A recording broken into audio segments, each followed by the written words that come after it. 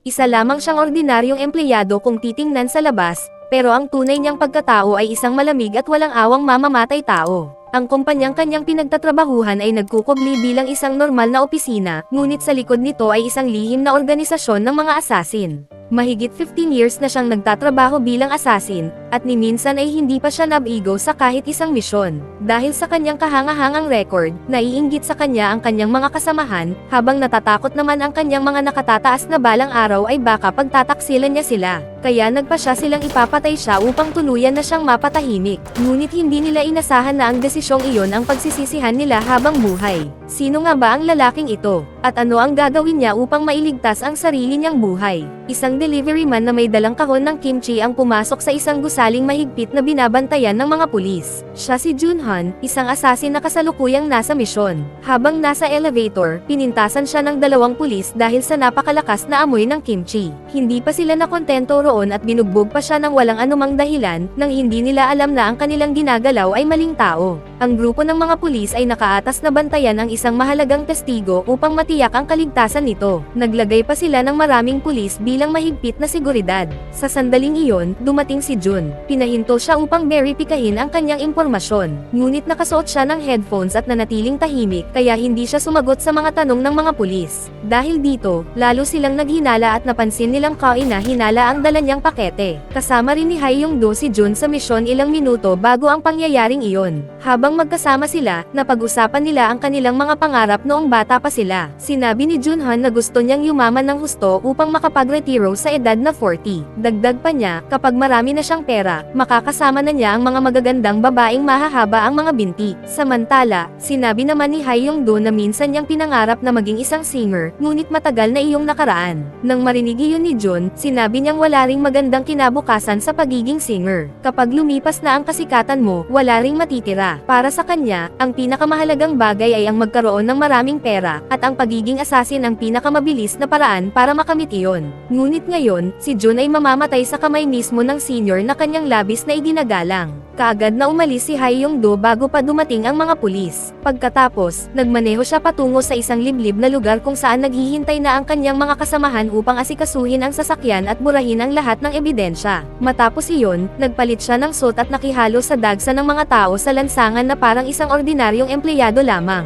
Pumasok si Hai Yong-do sa kumpanya kung saan ang lahat ng tao ay mukhang normal na office workers. Ngunit sa likod ng isang lihim na pintuan ay isang mundong lubos na naiiba. Sa gitna ng madilim na silid, may isang babaeng kalmadong nakaupo habang nagkanit. Ibinigay ni Hai Yong-do ang kanyang baril upang ipasuri rito at sa kanilagdaan ang ulat ng misyon. Maya-maya, dumating si Section Chief Guan at agad siyang nakipagtalo kay Hai Yong-do dahil mas huli itong nakabalik kaysa sa itinakdang oras. Palaging masama ang pakikitungo ni Guan kay Hai Yong-do dahil mas mataas ang tiwala at respeto ng chairman Jan kay Hai Yong-do kaysa sa kanya. Kaunti lamang magsalita si Hai Yong-do, kaya humingi na lamang siya ng paumanhin upang matapos na ang usapan. Kinabukasan, pinuntahan ni Hai Yong-do ang isang matandang lalaki. Dati itong section chief niya sa organisasyon. Bagamat retirado na ito, siya pa rin ang taong pinagkakatiwalaan ni Hai Yong-do. Ikinwento ni Hai Yong-do ang nangyari kay Junhan. Bago mamatay si Jun, nakiusap itong ipadala ang lahat ng kanyang ipon sa kanyang pamilya.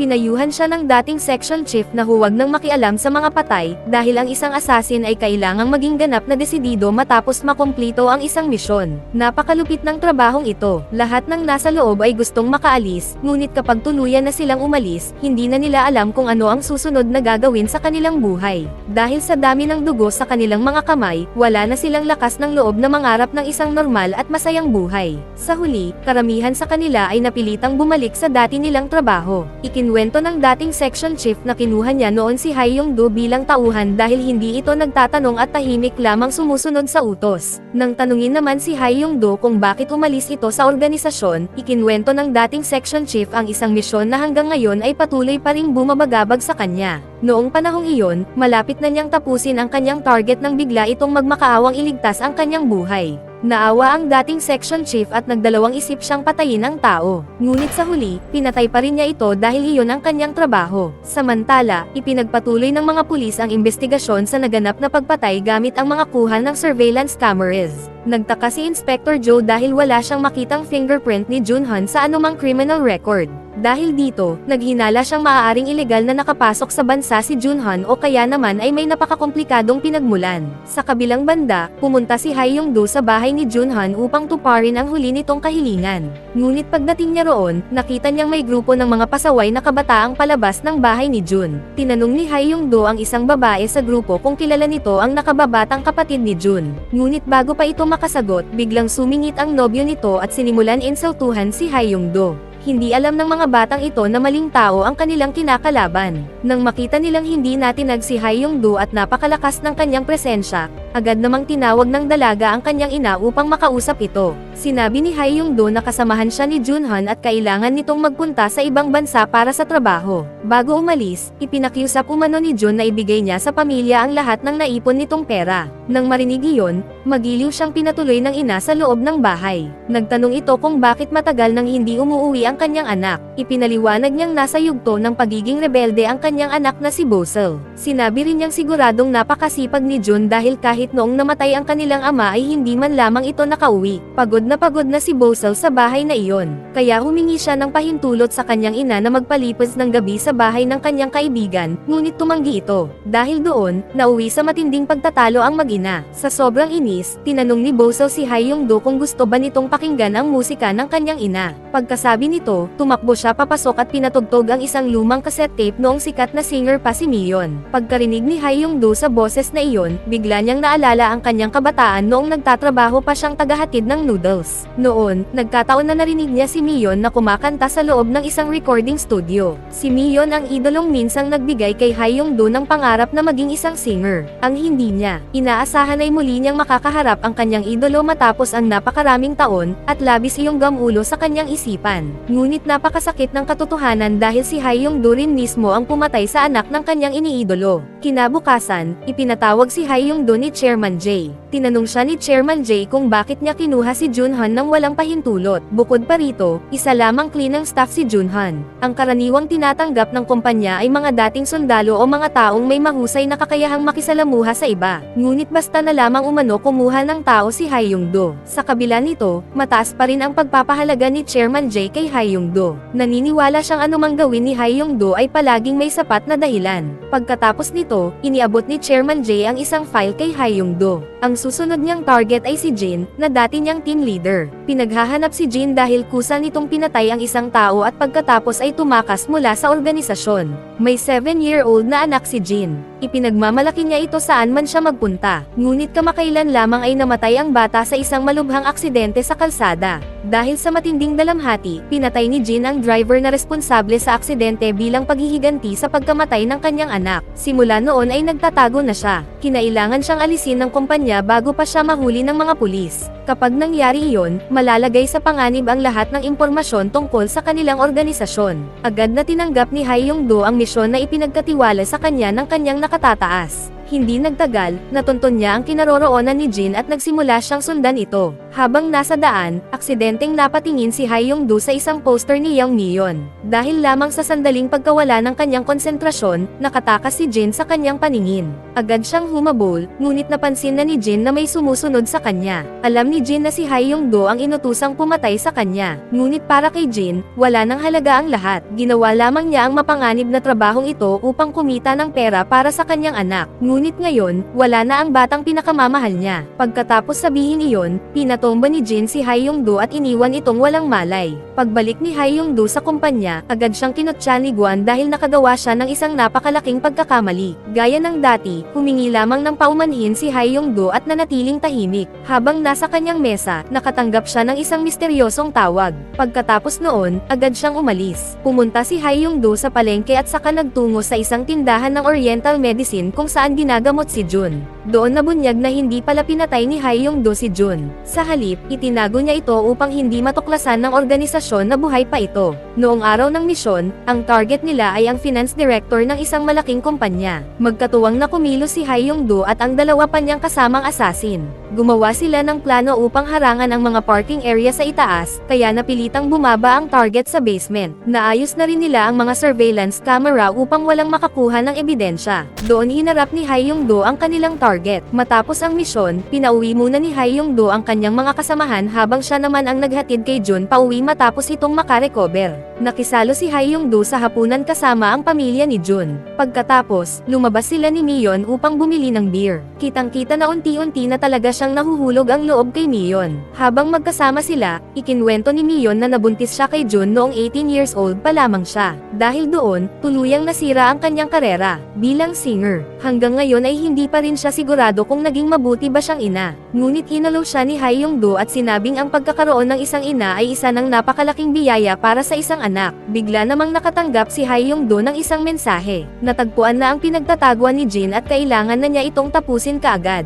Pagdating niya roon, tinanong niya si Jin kung bakit hindi na ito tumakas. Sumagot si Jin na wala na siyang natitirang dahilan para mabuhay. Ang gusto na lamang niya ay gugulin ang huling sandali ng kanyang buhay sa bahay na minsang pinagsamahan nila ng kanyang anak. Kahit labag sa kanyang loob, itinutok pa rin ni Hae-Yong-do ang baril at kinalabot ang gatilyo, na tuluyang kumitil sa buhay ni Jin. Makalipas ang ilang araw, nagsagawa ang kumpanya ng mountain climbing trip bilang pagdiriwang sa promosyon ni Hae-Yong-do bilang bagong team leader. Si Chairman John mismo ang nag-abot sa kanya ng bagong nameplate. Sa panlabas na anyo, walang sino man ang mag-aakalang ang kumpanyang ito ay binubuo ng mga assassin. Pagkatapos nito, nag-text si Hae-Yong-do kay Mion upang yayain itong makipagkita. Nang makatanggap siya ng sagot, hindi niya maitago ang labis na pananabik. Ang isang malamig at walang awang assassin ay biglang naging kabado na parang isang binatang unang beses makikipag-date. Bago umalis, paulit-ulit siyang nagpapalit ng suit. Maya-maya ay palakad-lakad pa siya sa kanyang apartment dahil sa sobrang kaba. Nang makasalubong niya ang isa niyang kapitbahay, dali-dali siyang umalis. Pagkatapos ay nagkita sila ni Mion sa isang kafe na pag-aari ng kaibigan nito. Ikinwento ng may-ari ng kafe na balak na niyang manirahan sa ibang bansa, kaya nais na niyang ipagbili ang tindahan.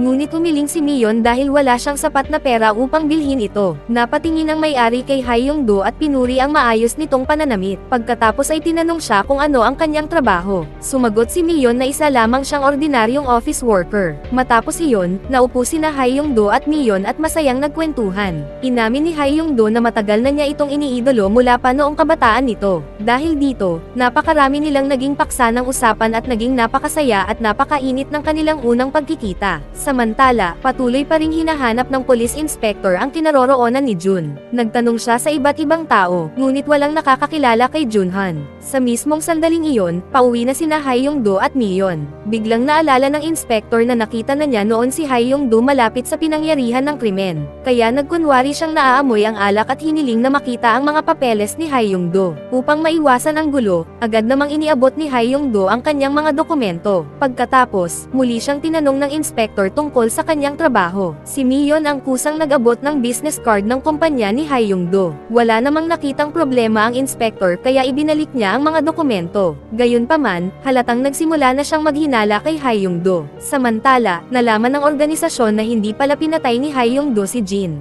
Dinakip nila si Jin at ipinatawag si Hae-Yong-do upang tapusin ang misyon dahil sa utos ni Chairman John. Hindi tumanggi si Hae-Yong-do. Habang nasa harapan ng organisasyon, isinumpa ni Jin ang lahat ng mga lalaking nakasuot ng suit at tinawag silang mga mamamatay taong naliligo sa dugo. Dahil sa galit, agad siyang sinugod ni Hae-Yong-do at sinakal. Sa parehong oras, pinangunahan ng police inspector ang kanyang grupo patungo sa opisina ni Hae-Yong-do upang magsagawa ng inspection. Mukha lamang itong isang ordinaryong opisina, ngunit agad nitong nakuha ang atensyon ni Chairman Jay. Kaagad niyang tinanong si Guan tungkol sa naging kilos ni Hae-Yong-do. Nang tanungin ni Guan kung bakit naibigay sa pulis ang business card ng kumpanya, nanatiling tahimik si Hae-Yong-do. Naalala niyang si Mion ang nagbigay ng business card, at ayaw niyang madamay ito sa lahat ng nangyayari. Dahil dito, wala siyang sinabi kahit isang salita. Lalo namang naina si Guan at agad niyang sinuntok si Hae-Yong-do. Kinahapunan, habang nasa trabaho, napakaraming bagay ang tumatakbo sa isip ni Hae-Yong-do. Sa huli, hindi na niya itinuloy ang kanyang trabaho at dumiretso siya sa coffee shop upang makipagkita kay Mion. Pagdating doon, iniabot ni Mion ang isang briefcase na siya mismo ang gumawa para sa kanya. Labis iyong ikinatuwa ni Hae-young-do. Pagkatapos, sinabi niyang bibilhin niya ang coffee shop mula sa kaibigan ni Mion. Hindi nagtagal, mabilis na nilagdaan ng magkabilang panig ang mga papeles ng bentahan.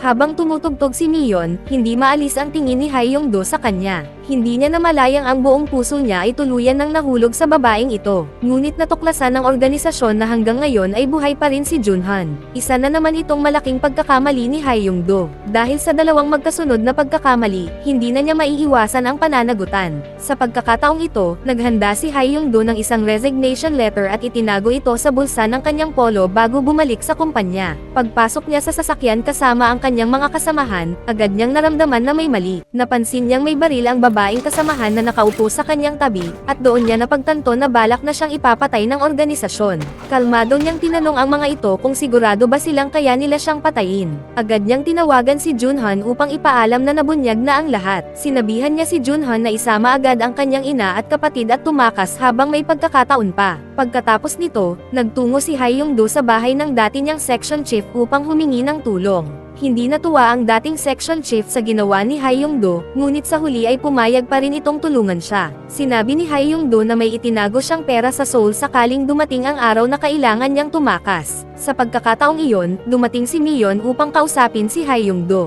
Gusto nitong malaman kung ano ba talaga ang trabaho ni Junhan. Wala nang nagawa si Hae-young-do kundi sabihin ang buong katotohanan. Napakahirap tanggapin iyon para kay Mion. Hindi niya kailanman inakala na ang sarili niyang anak at ang lalaking minamahal niya ay parehong gumagawa ng ganoon kapanganib na trabaho. Kinabukasan, mag-isang nagtungo si Hae-young-do sa Seoul upang kunin ang perang itinago niya. Tinawagan niya si Chairman John at ipinaliwanag na hindi niya kailanman ipinagkanulo ang organisasyon. Ngunit syempre, hindi ganoon kadaling palalampasin ni Chairman John ang lahat ng nangyari. Sa lugar kung saan itinago ni Hae-young-do ang pera, marami ng asasin ang nakaabang upang tambangan siya. Ngunit dahil sa kanyang talino at mabilis na pagkilos, matagumpay niyang nakuha ang pera at nakatakas. Pagkatapos nito, bumalik siya sa bahay ng dati niyang section chief. Ngunit sa kanyang pagdating, naghihintay na roon ang mga asasin. Doon niya nalaman na ipinagkanulo siya ng dating section chief.